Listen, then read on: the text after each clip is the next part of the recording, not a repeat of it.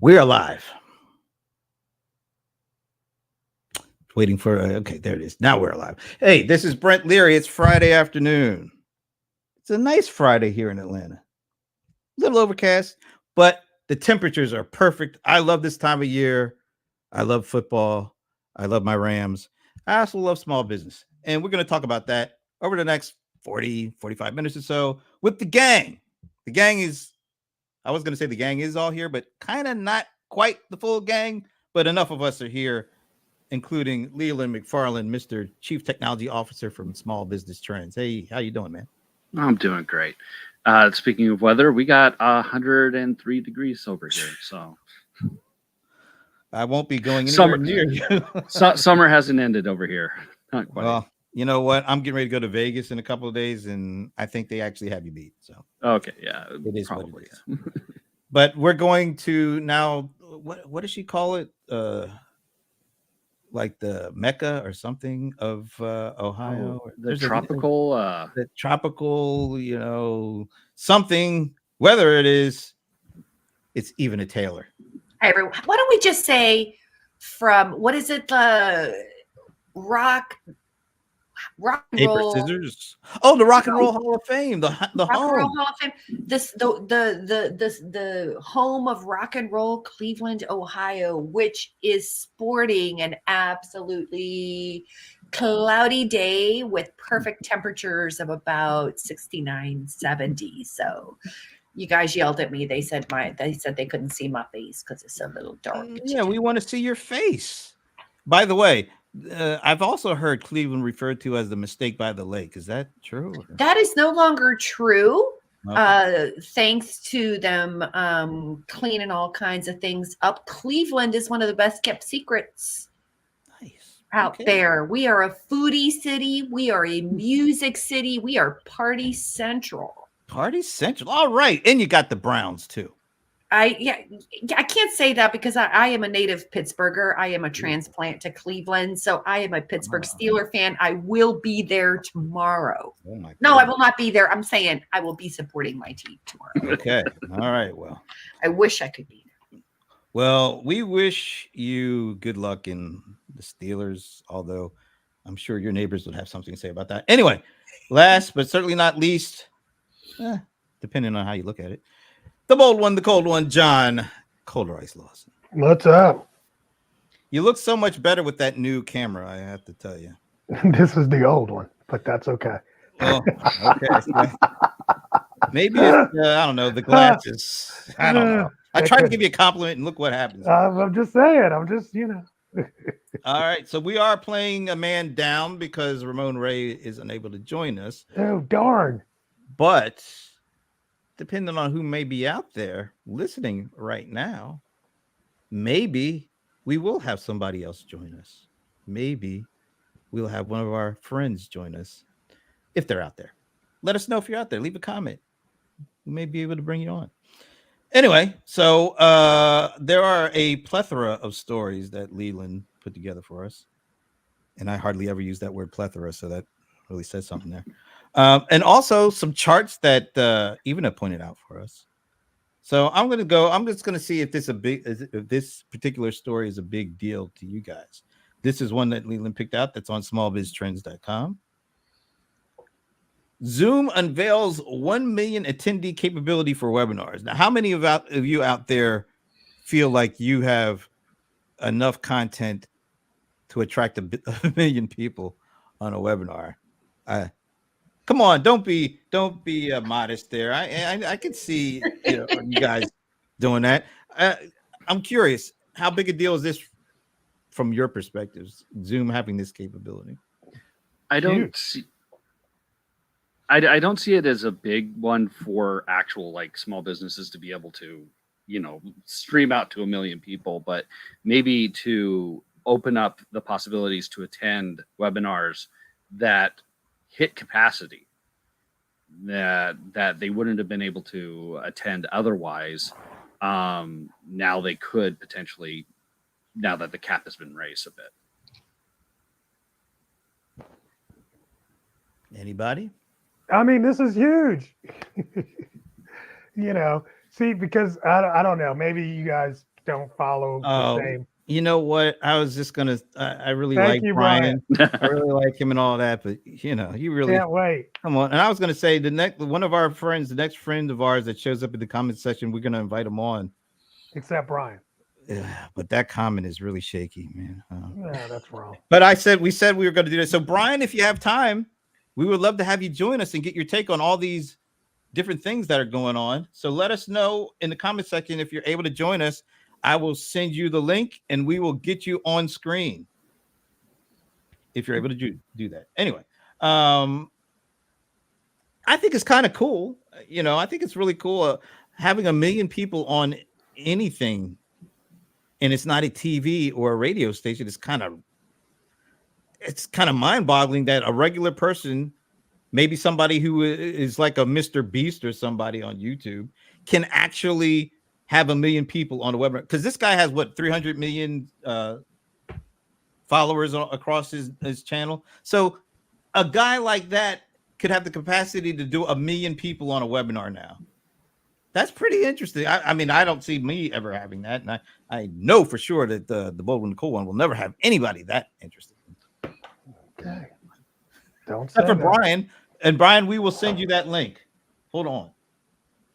I mean, this is a single-use webinar option that is extremely useful. People like Tony Robbins. I'm on a webinar right now with Russell Brunson. They're probably doing about 100,000 on it. And what they've always had to do is, I can't remember what the cap is on a regular Zoom. I think it's like 1,000 or something, but they have to set up these separate rooms. So it's like everybody logs in and then they route you to one of the Zoom rooms that are open. And now what Zoom's saying, because this is something that's been in growing demand to have these large scale virtual events.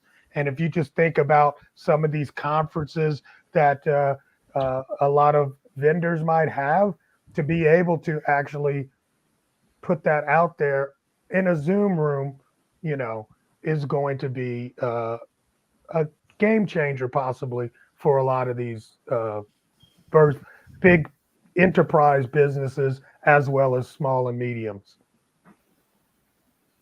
Sounds like it's one of those for, like you said, these kind of influencer types that have big audiences. Maybe this is a big deal for them, but what about conferences, you guys? Yeah, that's what I'm saying. Any kind of conference. You got conferences, whether it's the Salesforce conference, the Inbound conference, Content Marketing World.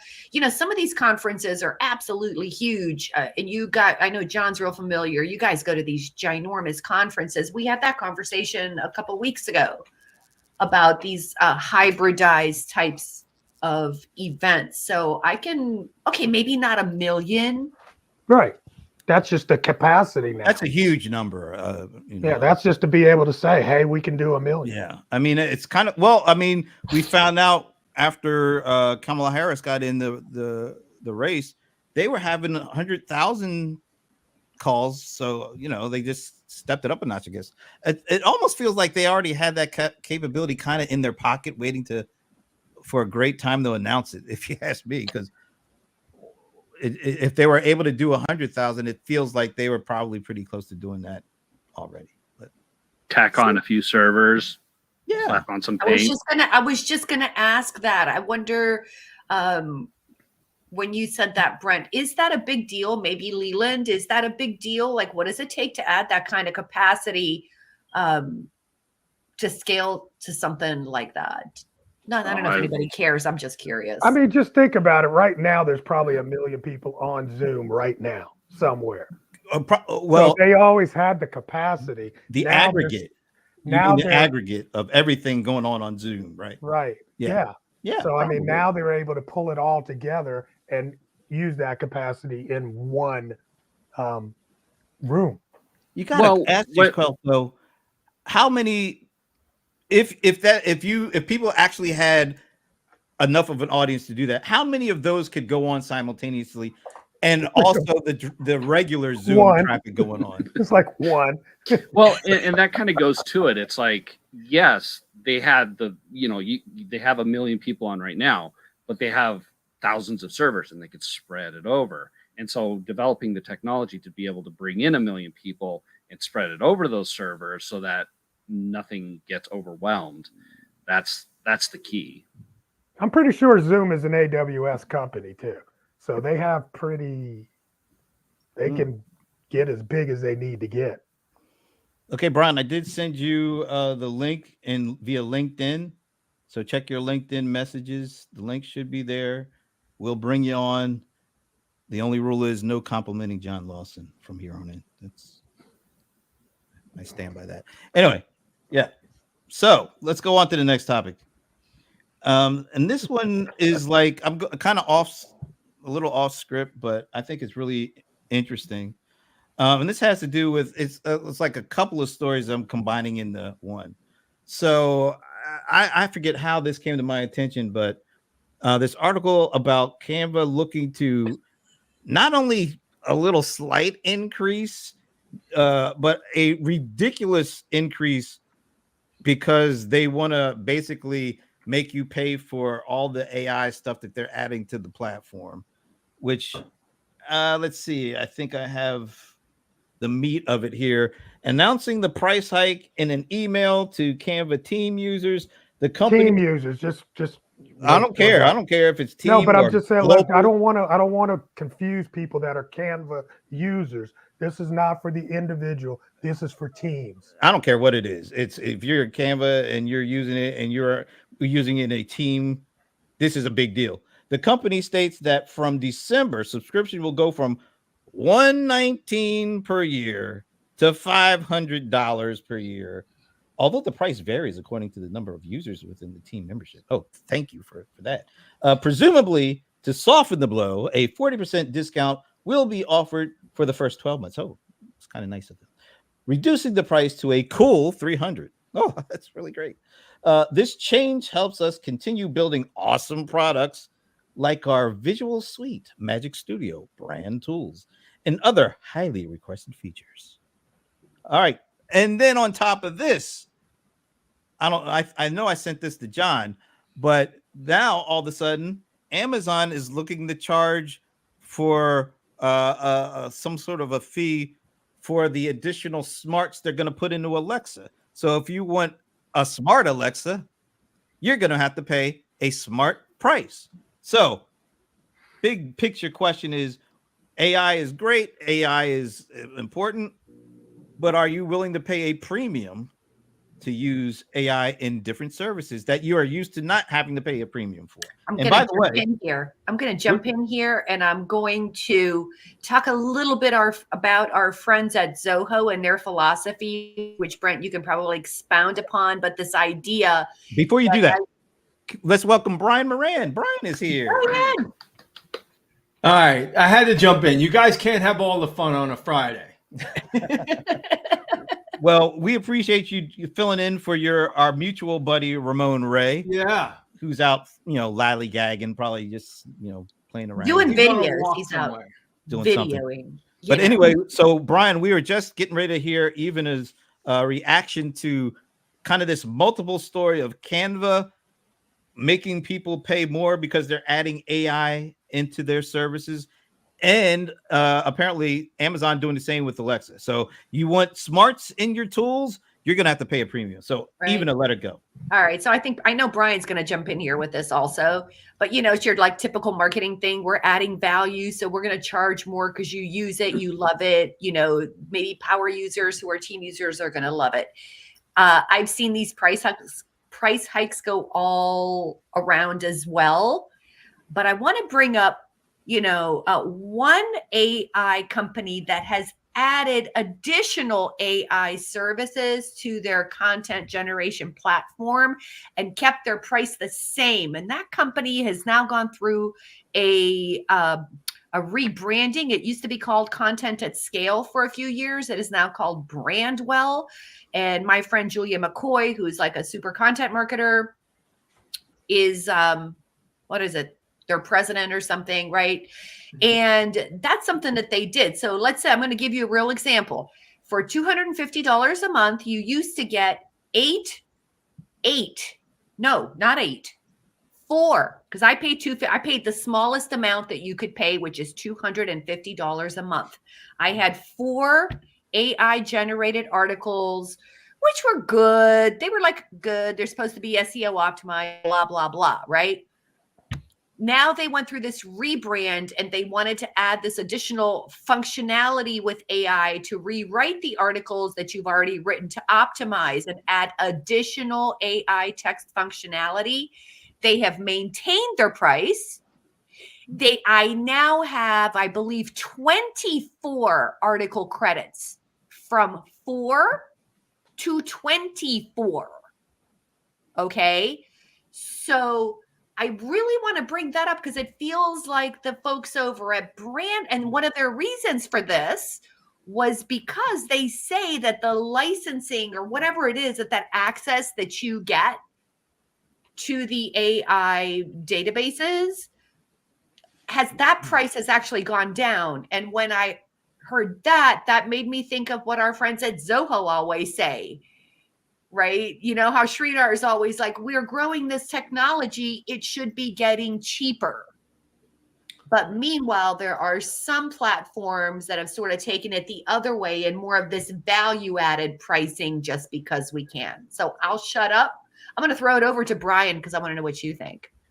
I didn't see the announcement, but how much did Canva go up? From what to what? Let me bring the screen back up. So It's Canva Teams, and it went up from 100 to 300. I know you like to say that, but I don't care if it's teams or individual.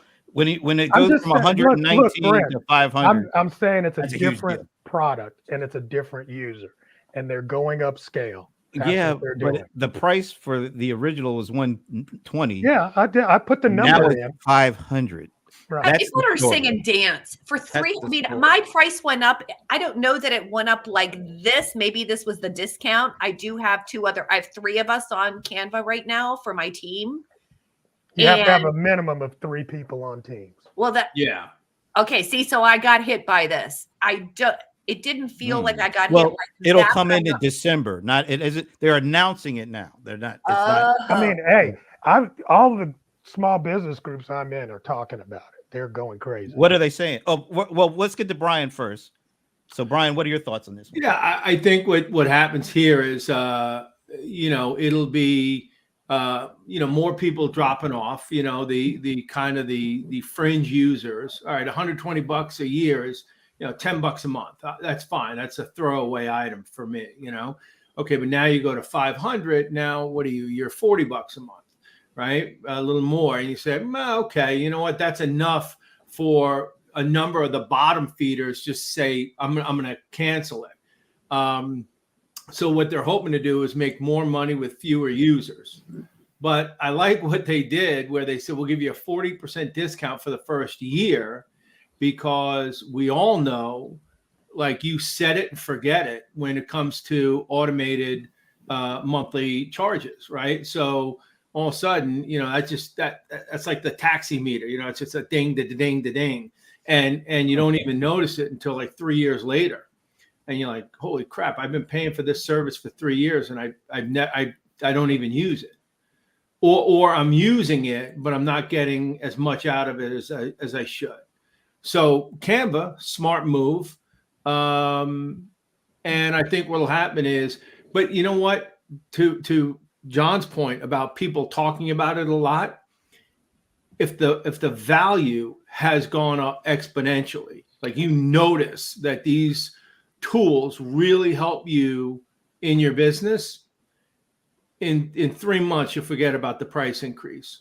I've not noticed it. Honestly, I've been disappointed in their AI tools. I've seen lots of demos. But like for me, not impressed. I never use it. Okay. I don't know. Anybody, John, your team, anybody else? Yeah, I want to hear what John has to say because I don't know why I said that. Yeah, I don't know why you said that. I've never said that before in my life, but go ahead. No, I'm just saying, I'm just hearing a lot about it. A lot of people they're actually in some of the groups showing the email that they're getting, and everybody's getting different price increase numbers. You know, Oh, that's that's I got a terrible. price That's not increase letter. Yeah. I got a price increase letter. yeah. So they're getting different. You know, they're comparing, but all of them are saying yes, that it's going to $300 a year ultimately. And what are they? Um, Are they saying they're ditching it, or A lot, it's yes. okay? So they're like, what other service can I use? right. Here's my thing. This is my opinion. Okay, is that I think Canva really is trying to jettison some of the smaller businesses from this platform, and you can still use Canva for your individual people on your small person team. But I think they're trying to move up into the enterprise level with Canva teams, and that's why they're doing the price increase. But you know what? There are certain AI tools that I started using for video, and like a little over a year ago, and I think I bought it off of that one of those AppSumo deals. And so you get the no, maybe it wasn't, but it's like 200 $300 a year, and it gives you like a number of hours per month to have your videos processed and get the transcripts done and all that. But they've been adding more and more capabilities as the year is going on, and the price actually came down.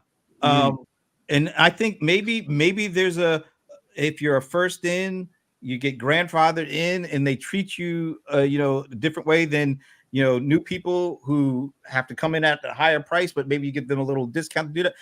I think it's not fair if you've been a avid user and you helped them get the product better, and you stuck with it for years, and they treat you like that doesn't matter.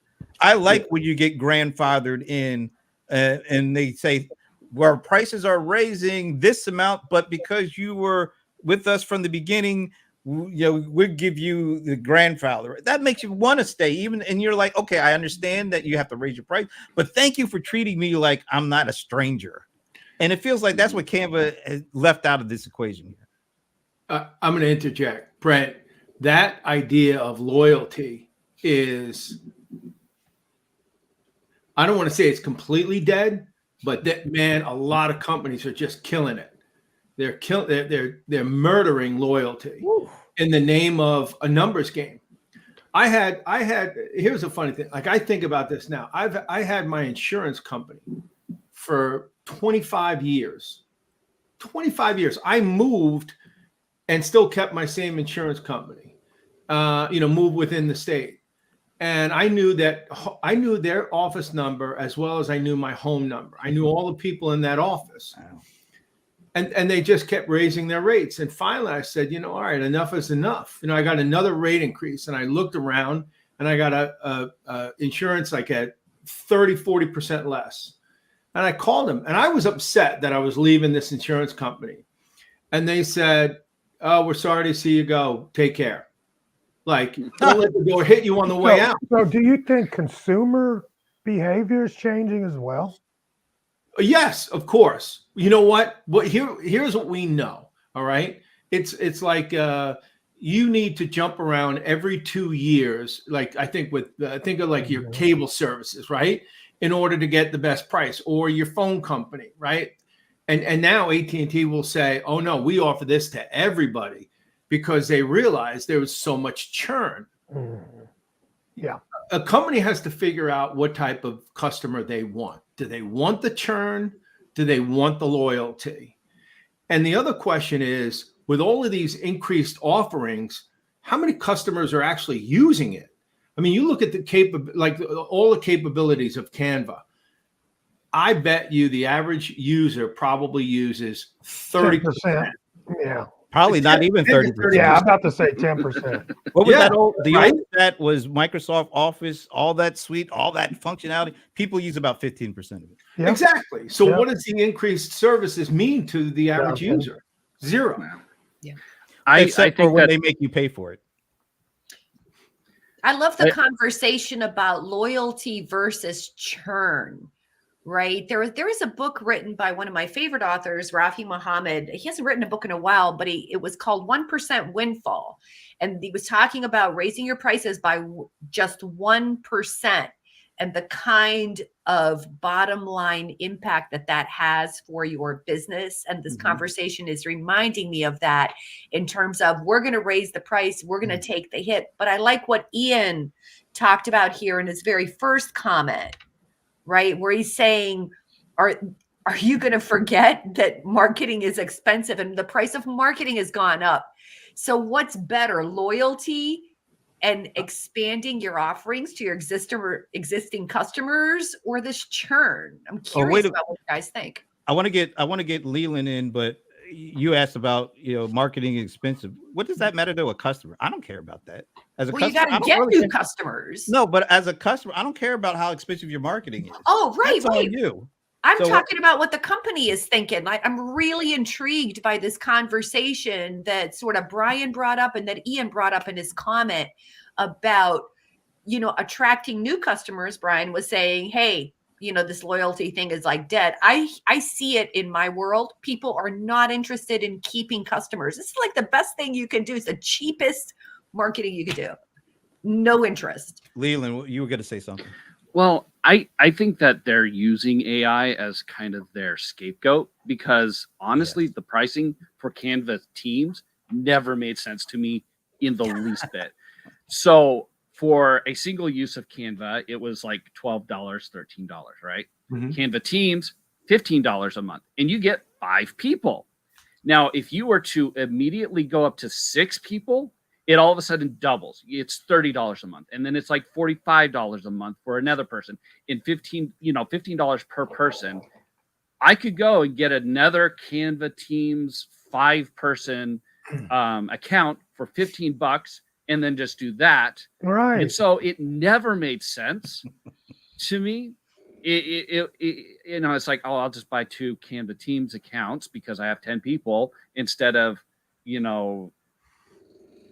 math on the top of my head, $75 or something like that. It's $30. And so I think that this was a scapegoat. I think that they kind of backed themselves in the corner. They got a whole bunch of people in, and now they're like, well, now that we've got you hooked, all your projects are here, let's jack up the price. Yeah. But 300%. But this is what I think, kind of piggybacking off of Leland said. And I think even said it, maybe Brian said it, maybe we've all been saying it, folks. It feels like they are ready to churn out of their first customers that help them build the product at a very low per unit cost or per monthly cost. They want to churn those folks off because they actually want a customer base paying this amount of money. So they're like, we don't care. No, I said they're going upscale. That's what. That's it. Yeah, but I'm saying they don't care. And they all do this. They're actually changing this program completely. Now they're doing the price increase, but 6 months, a year later, you're going to see a totally different program. No, I guess what I was saying though is they want a whole new customer base that's willing to pay that money. They don't want to have the folks that were additionally there at the beginning because they got the value. Now they didn't get the value because they weren't using it. Well, I'm saying their price was low cost. So even though they weren't using it, they weren't paying a lot. So in their mind, they are getting a great value. Yeah. Canva is saying, look, we don't want those folks anymore because we want folks who are willing to pay this amount. So if we drive those folks away, we don't give a damn because lots of platforms do that. So many marketing platforms do that. It's painful to watch. All right, but here's a question. I don't think it was addressed yet. Did they do this because of potentially increased competition? I mean, they're offering now a suite of services. They're trying to hook you. Okay, if we offered you, let's say hypothetically, 8 offerings, now we're going to increase it to 12 or to 16 because you'll buy into, maybe with your capabilities, you might buy into 4 or 5 of these services, where in the past you use only 2 or 3. You're using more services, you're more embedded into the Canva relationship.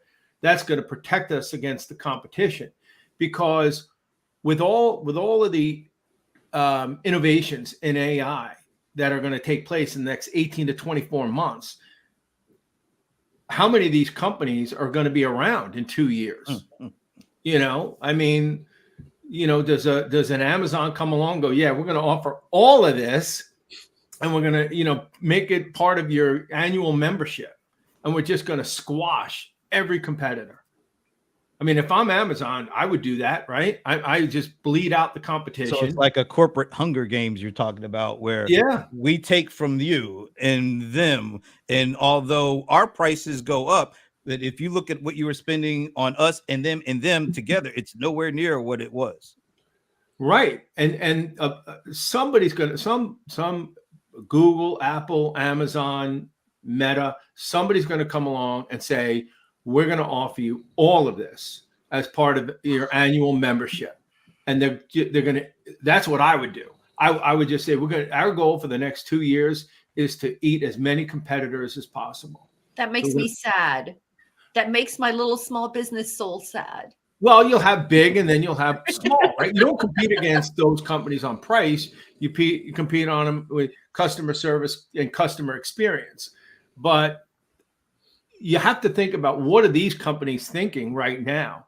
I've had a lot of conversations with clients, you know, that are talking about, you know, AI tools that they're creating. And I'm like, all right, nothing you're doing is patented. You got about a 12-month window where you can grab as much business as you can, and then either somebody buys you or they put you out of business. And that's the fact. I mean, that's what we're looking at right now. So let's kind of button this one up. Has your opinion? First of all, are you all Canva users? Because I am not. So I'm not. Yes. Yeah. I have a team on Canva. Okay, so as a Canva customer, has this changed your opinion of the company? Does this make you want to find an alternative, or does this say, you know what, I understand, I'm gonna go along for the ride? Just like I'm stuck with Canva, like I'm stuck with QuickBooks, and not because of me. It's the team thing, which is why this is so brilliant on their part. I have a team that's like all over God's creation. I have thousands of designs that are already done and templates and everything. We are efficient and we are powerful. And for me to remove that from my team, just like in the same way that I would much prefer to use like Zoho billing, but I'm stuck with QuickBooks and paying them all kinds of money because I got a CPA and I got a bookkeeper who are certified in QuickBooks. If I move that away from them, I'm hurting my efficiency. So I've done the math and said, I'm going to have to like eat it for lowest total cost. Yeah.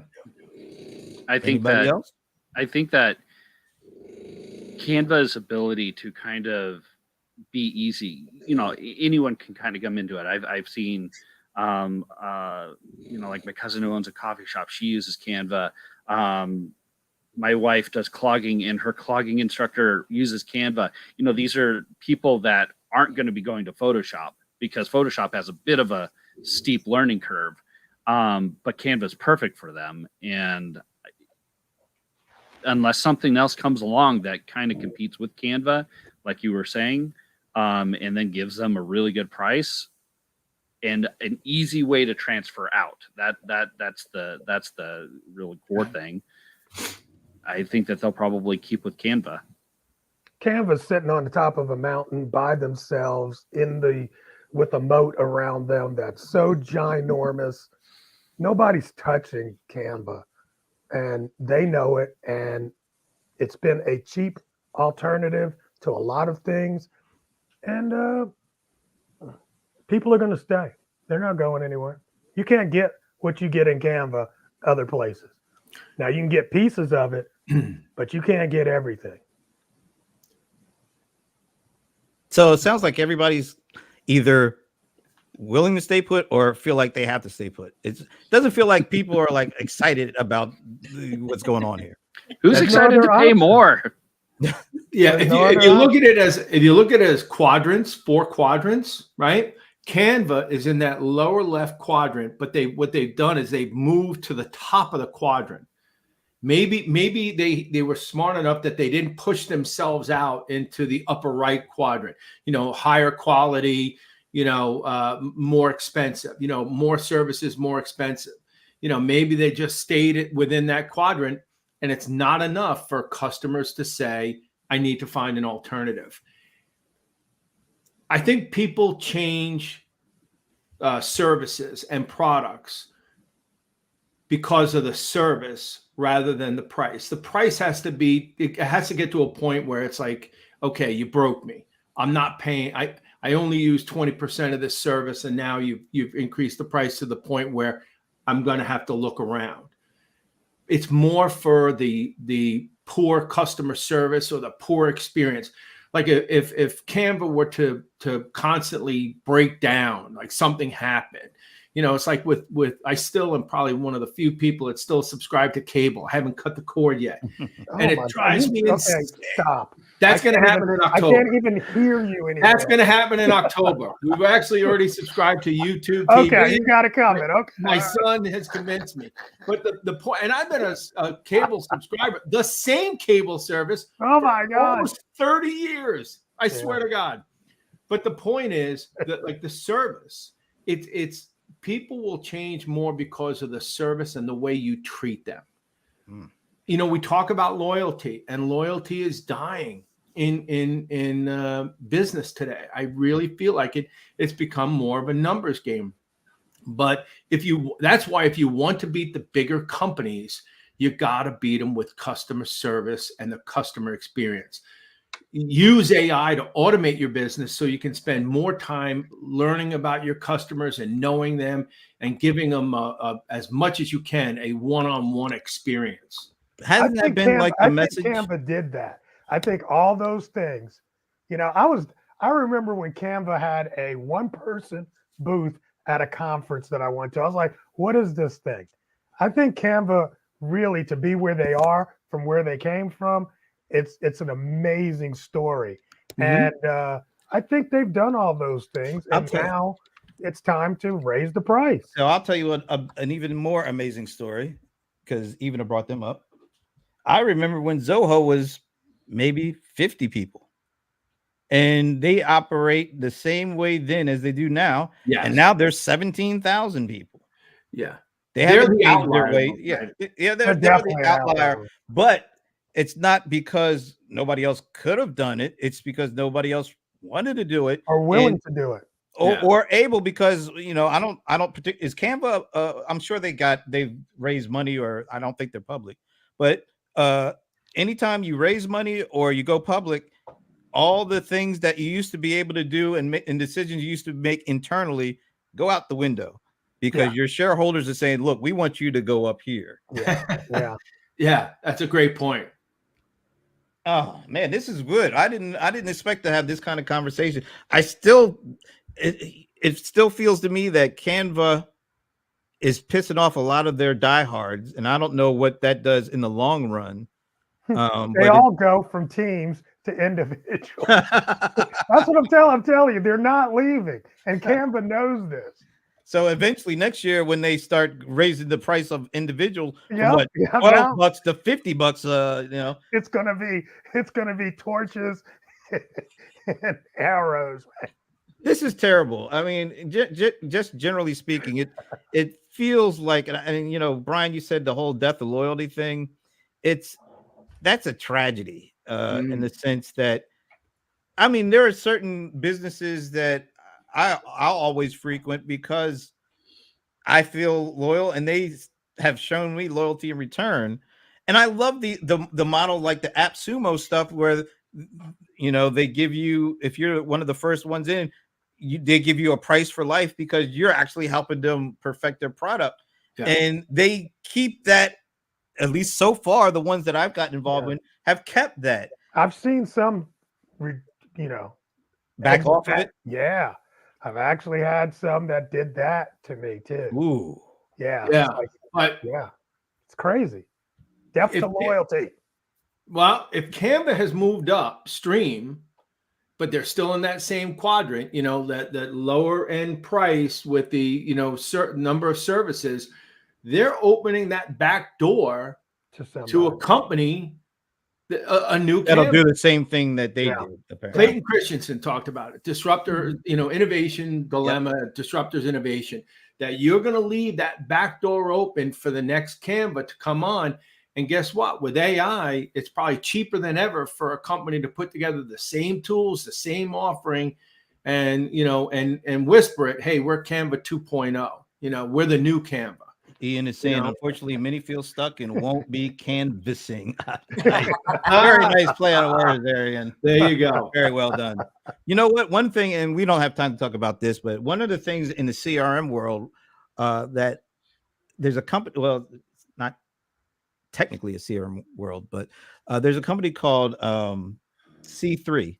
They call themselves an AI integration platform for the enterprise. It was founded by the founder of a company called Siebel, which is one of the very first CRM companies ever. Tom Siebel, he's a billionaire. So he sold that to Oracle, and then he started doing other stuff, and now he's doing the C3. And one of the interesting components about this company is the pricing model. Now, most software, particularly enterprise software companies, they do the subscription model. First, it was on premise. You buy a license, you buy a upgrade or update or a service license, and you did that for several years. Then everything moved to the subscription model, which you pay a monthly service. That monthly fee gives you everything, and from functionality to support and all that kind of stuff.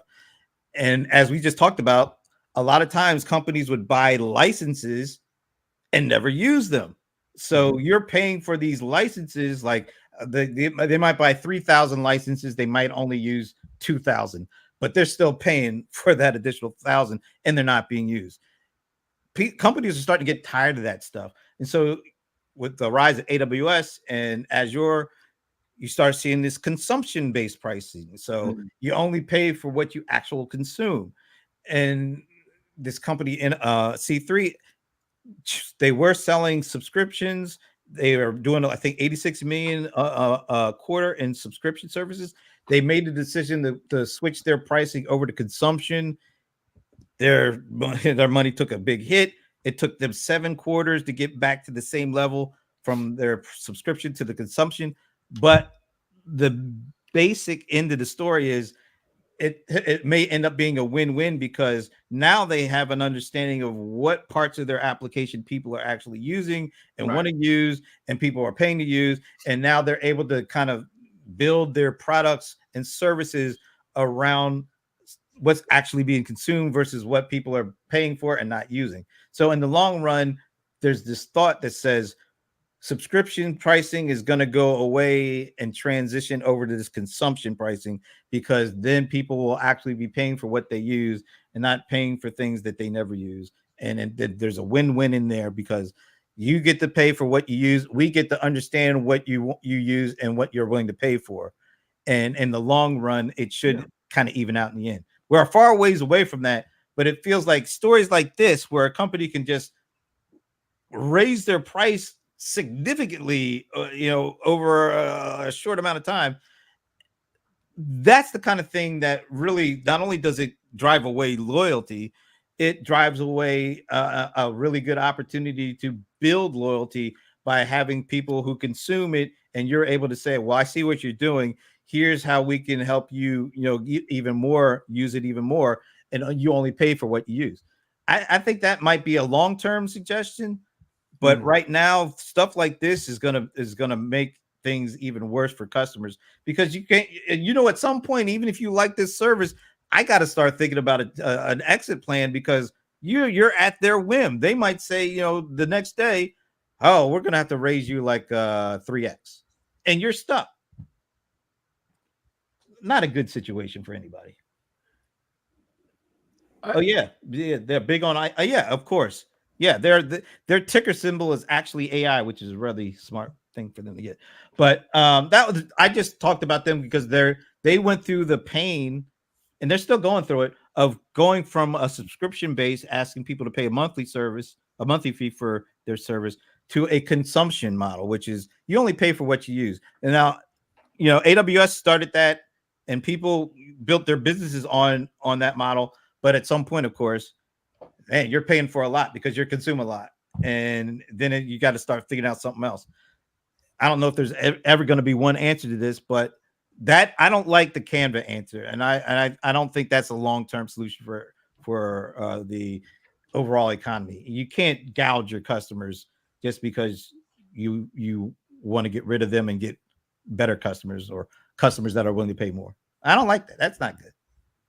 Brent, if you told me that I only pay for what I use and I'm paying what I was paying in the past, that makes me feel like I'm much more efficient with my spend. Yes. Right. Okay, that's fine. But you know what that does? That opens the door for cross-selling and upselling. Yeah. That company can now say to you, hey, Brent, you're spending $1,000 a month with us, right? We took you from subscription to consumption. And so you're still paying about the same. But here's the thing. We've analyzed thousands of businesses just like yours. And you know what? They're also using this service, and this service. And we think that your business would benefit from using these additional services. Let us train you and your team on how to use them, incorporate that into your business. If somebody said that to you and they understood your consumption of the tools that they use, how much more likely are you to trust them and to buy into what they're saying? I'm way more likely to listen to them more because I know what I'm consuming, and if they know what they're consuming, and they know they have other customers that have the same kind of consumption model and they are the same industry, I'm going to listen. But I'm not going to listen to somebody who just, you should be getting this because we think it'll be good for you. Well, or cast a wide net and just say your subscription went up from $1,000 to $1,200 a month, and we're offering all these additional services. But you're like, yeah, but I'm not using them. I'm paying for somebody else to use those services. That I'm subsidizing another company right now because I don't use them, but they do. That's where I think the consumption model is much more efficient. And I think what they're going to ultimately do is use AI to figure out, here's what we should be selling you next. And it's going to help we understand your business. You're in the business of, you sell red sweaters and blue sneakers. And everybody who does that, these are the services that they're buying from us. And so again, we'll have that introductory period where we'll say to you, try these services. We'll give them to you 2 months for free. But more importantly, we'll train you. We're going to onboard your team through these series of videos because, as we all know, that onboarding process can be brutal, right? Yeah, I buy the service. I never use it. I never really understand it. I don't have the time to do it. But once you hook them, man, that's brilliant. That's a long-term play. And unfortunately, we live in a short-term thinking business climate, which I don't know if we'll ever get there. But I think the consumption works on both sides, like you're saying. I know when I'm actually paying for, I'm actually using what I pay for, so I'm not paying for anybody else's stuff. And the company gets a better idea of what parts of their application or their platform is being used and how they can effectively build on top of that. So, it's a utopia. I don't know if we'll ever get there or not, but I don't like the direction we're in right now. I'll just say that. And I'm not even a Canva user, and I'm mad at them. And guess what? I'm not more likely to become a Canva user because of these stories. So there it is. Anyway, wow, we went really long on that, but it was interesting. I think it was an interesting discussion. So, Brian, thank you for joining us, man. Thanks for jumping in. Yes, thank you. Yeah. Oh man, so I guess we're up to the part where we each get a parting thought. So since Brian, you are our stand-in for Ramon, you're gonna have to compliment every one of us and then talk about. Yeah, there you go. The floor is yours. What do you want to leave us with today? Be proactive in your business. I mean, if this is for the listeners of this show, in a reactive world, be proactive, and watch the time robbers in your day, right? We all have time robbers, and the people who steal our most valuable commodity every single day. You want to be more efficient, watch the time robbers. And here's the last thing. the biggest time robber is probably you. So you're robbing yourself, basically. Yeah, you're playing that video game. You're watching those videos. You're procrastinating. You got to say to yourself, rabbit hole or flying monkeys, like from the Wizard of Oz. Like stop, cut, and get back to what you need to do. Wow, Leland, you're gonna have to follow up the flying monkeys thing. Go ahead. I think that small business owners, they get too comfortable. It's in products and not wanting to switch. Canva takes advantage of that kind of situation. All these companies, they do. It's, whenever a person starts a company and either they become so fed up or that pricing becomes so ludicrous, that's the opportunity to switch. But before that, as long as it does its job and as long as they're happy, they won't switch. So a small business owner, if it is becoming even slightly detrimental and you can find a better product, go for it. In big companies, I doubt you're listening to us, but just treat your customers better. Don't gouge them. Yeah. Ivana. Oh, I was really, really struck by pricing today, right? So, what I'd like to leave everyone with today is definitely take a look at your numbers. I know I am a marketing person. Numbers are not fun, but numbers are your friend. So, take a look at your numbers. Know what it costs you to serve a customer. Know what it costs you to get a customer. Know what it costs you to keep a customer. Know what it costs you to quote unquote buy a new customer. It's like so important because clearly Canva has done the math and they did what they did. So do that math for yourself. But I am going to be in Brent's corner today by saying that the biggest competitive advantage that a small business owner has is your smallness, is your ability to have relationships with your customers and to serve your customers. So know your numbers on the one side, serve your customers, and love your customers on the other side. I'm not used to having company in my corner, but thank you, Ivana. And last and least, oh, did I say that? John Lawson. Look, guys, you really need to. I don't know. Brent went on this tirade about pricing. I don't really know what he was talking about. But one thing he did say that I thought was good is like, you got to know what you're using. A lot of you guys, if we're just keeping to the Canva part of this, a lot of you are just using Canva for, content production when it comes to images and flyers and, things like that. So there's other tools out there that'll do a lot of that for you. So a lot of the things that Canva is bringing in, like Ivana said, was like, they're doing all this AI stuff and I never use it, and it's like, why are we paying for that if you're never using it? Look for other resources that are a lot cheaper because there's a lot of them out there that are competitors for the little components of Canva that you and I as small business owners might use. And of course, check me out later on today at 5:00 because Brent always wants me to say that. All right. So there you go. I thought for sure you weren't going to say it that time. Well, I was just going to say, I said, check me out. Don't check out Brent. Yeah, okay. Yeah. I knew there was some catch. Anyway, one last comment before we get out of here. Ian says, as a longtime Adobe insider, many shifted to Canva and Figma because they couldn't afford Adobe or it was too complicated, as Leland noted. So they played it well to attract those that felt pigeonholed. Think Canva and Figma may merge given the failed acquisition of Adobe. I don't know who would buy who. I know Adobe was trying to buy Figma for $20 billion. I don't think Canva's got $20 billion.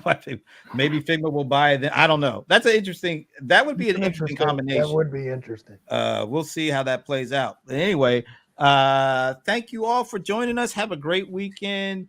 And we will be back. And I will be looking different because I got to go on the road again. So I got to shave. Clean it up. Before that. Anyway, have a great weekend. We will see you next week. Thanks for having